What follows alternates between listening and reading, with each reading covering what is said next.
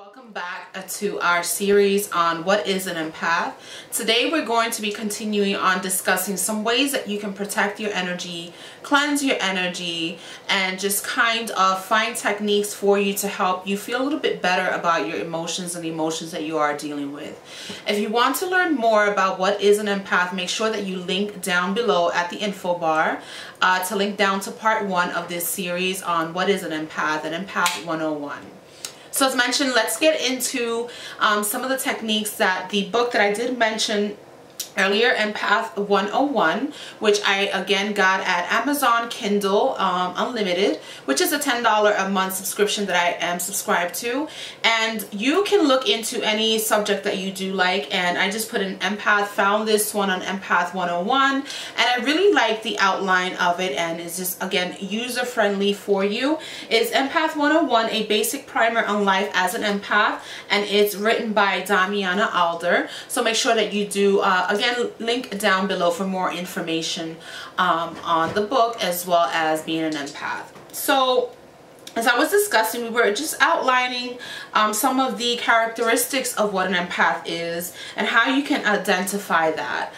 The first thing that this book outlines, and that I'm definitely an advocate on, is being aware, being conscious of your surroundings, the people you're around, how you're feeling when you go to a certain place, how you're feeling after you leave, how you're feeling when you're in a certain place. It's just being aware and conscious. I think that nowadays we're just so into our phones and not paying attention that not only do we not pay attention to the emotions of ourselves. So being aware. One of the hardest things to learn is to stop and evaluate your emotions when you are upset, depressed, or hurt. Again, why do you feel depressed? Why are you feeling down? Is it related to a certain situation? How is it that you can evaluate that situation and help yourself be a little bit more clear with your emotions and what you're dealing with?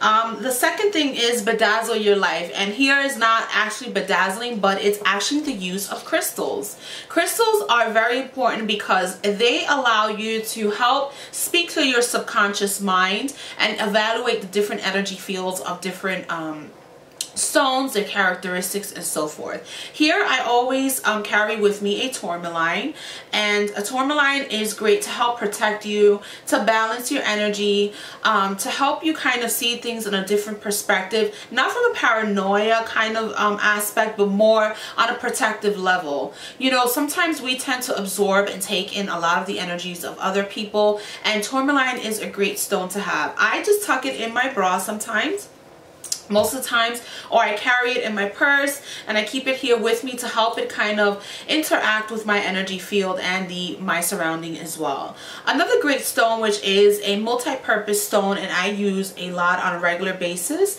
is this clear quartz. Clear quartz is the multi-purpose stone because you can program it and use it for any purpose. I use it mostly for clarity and protection, and these two are typically always with me to help protect me again. And you can always look into and research some of the information related to some of the stones that you may be attracted to. So make sure that you do link to my blog to get more information about crystals and stones and how you can work with them day to day.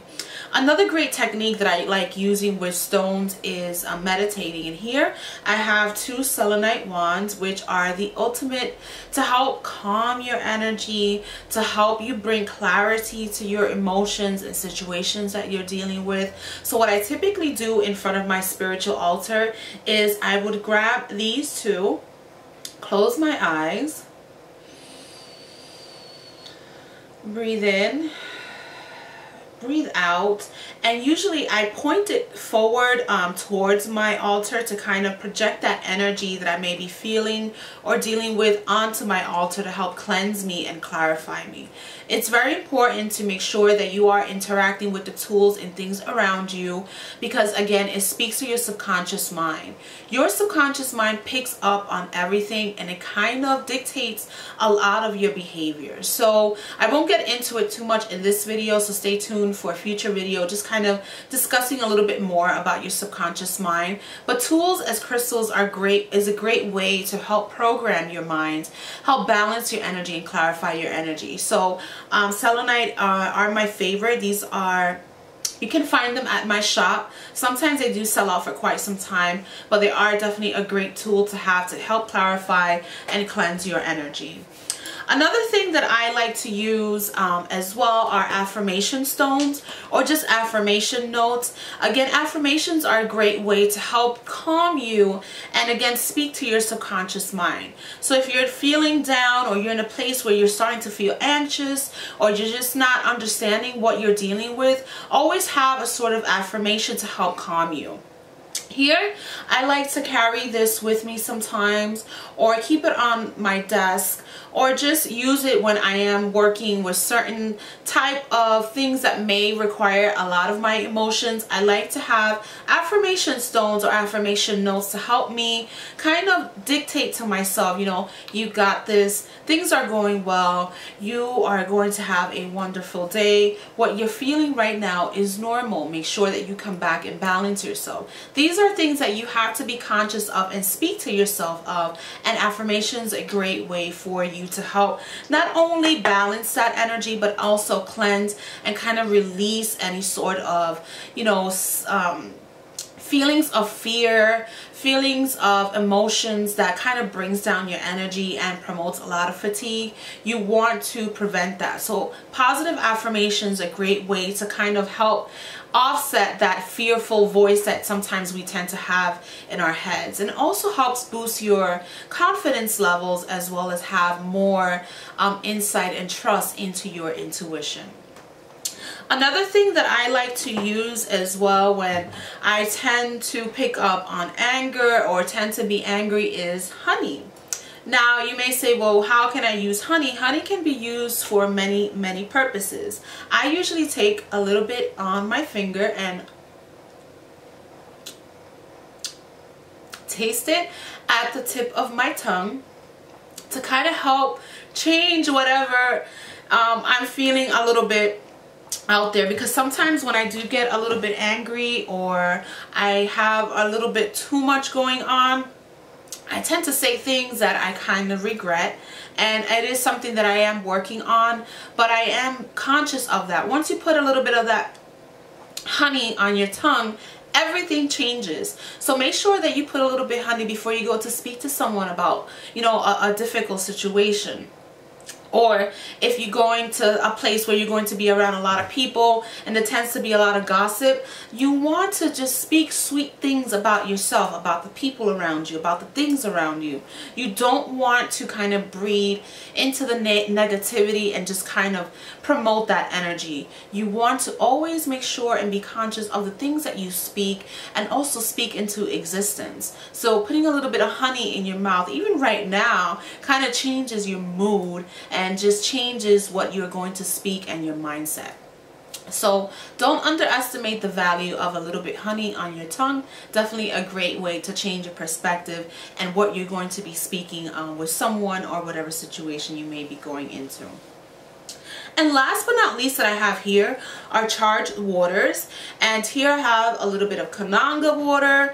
Here I have a little bit of bay rum. So a different, Florida water, very popular as well. Charged waters is a great way to kind of change your mood and ambiance. You see how we just did with the honey, which we change kind of everything, how you're going to speak into. Charged water is a great way for you to balance your aura and just kind of attract sweet things to you. So a little bit of Kananga water is great to help me kind of cleanse my energy for protection and set things into motion. So I usually spray a little bit some on before I go into a meeting at work, and it's a little bit strong, or before I do a little bit of research or anything like that. I usually spray a little bit of Kananga water to just get the energy and movement going. Bay rum, again, is very protective and balancing. I use it a lot in my aura baths, as well as to cleanse and purify any objects that I may be working with. And just when I come home, it helps kind of just take away, you know, the day's rough, you know, dealings that you deal with people on a day-to-day basis. So charged water is a great way to go. Florida water is one that I always keep with me and is with me on a regular basis, and it is mostly floral based and has a really nice unisex smell to it, which you can used for both males and females, and just instantly cleanses and enlivens your spirit. So make sure that you do look into not only charged waters but essential oils as well to see what works for you and can change your mood. Aromatherapy and aromas, again, can bring in change into your perspective and also subconscious mind as well.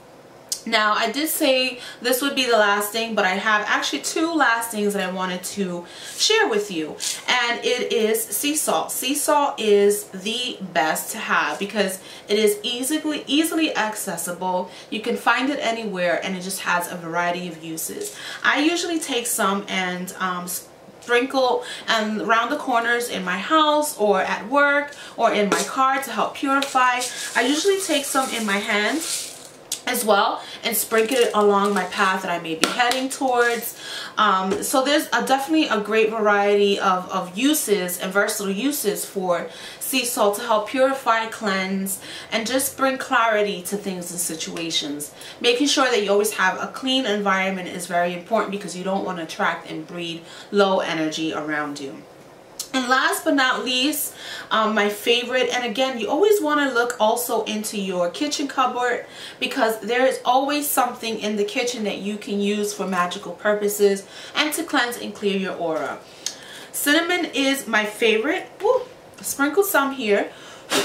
But cinnamon is great to have around to help just, again, cleanse and purify the area around you and also your aura. What I do is I sometimes take some and blow some right off my shoulders and just take some and sprinkle around my aura to just kind of cleanse and purify. Right now I have a white top on, but sometimes before I get dressed, I just take some cinnamon, pass it over my aura, and that is a great way to cleanse and protect yourself and also enhance the protective energies of cinnamon oil as well as cinnamon powder. So make sure that you check out my Instagram.